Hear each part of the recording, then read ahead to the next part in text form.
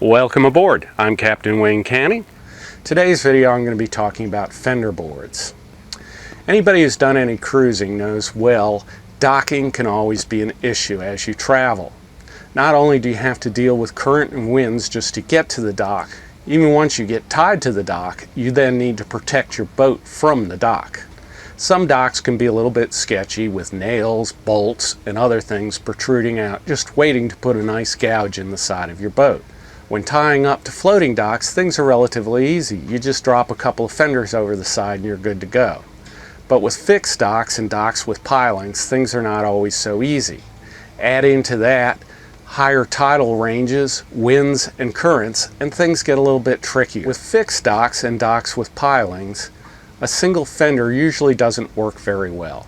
If you drop the fender over vertically, a round fender on a round piling is not going to work. The fender is just going to slip off to the side. You can hang the fender horizontally, and this works sometimes. But if you have any sort of tidal range where you need to leave a little bit of slack in your lines, it's not likely that that fender is going to be long enough to always stay in contact with the piling. And it doesn't take a little bit of movement before the piling will push the fender out of the way. You can get over this by hanging a couple of fenders in a row to make for a longer string of fenders, but often the piling will push in between two fenders and you'll be back rubbing on the hull.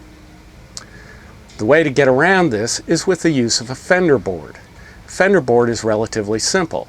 It's just a 3 to 4 foot long 2x6 or 2x8 that you hang over the side on top of two fenders hung vertically. This type of fender board, which is just a standard 2x6, has these rubber mounts that you can get for them, or rubber bumpers. These are good and they make for a quick and easy fender board.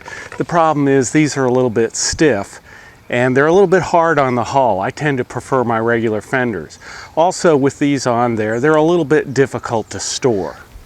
My preferred fender board is this hardwood board, and as you can see, I've added some metal strips on it to protect the wood. The line goes through it so that there's no line to get caught or chafe on any parts of the dock.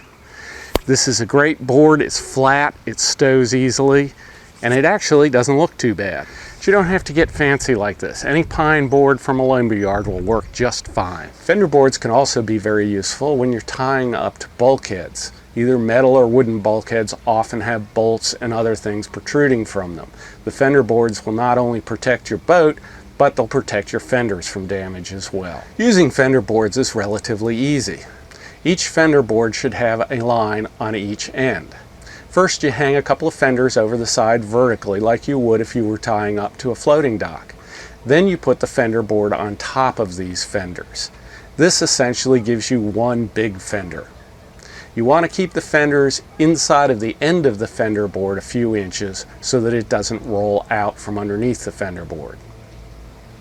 Fender boards can be a little bulky to store, but they tend to lay flat in the bottom of lockers. You can also tie them on deck. Fender boards are inexpensive insurance to protect your boat from dock damage. They're well worth having aboard. Every cruiser should have at least 2 fender boards aboard to use when needed. If you have a voyaging tip you'd like to share with our readers, please let me know. Maybe I'll make a video out of it. Until next time, I'm Captain Wayne, wishing you fair winds and following seas.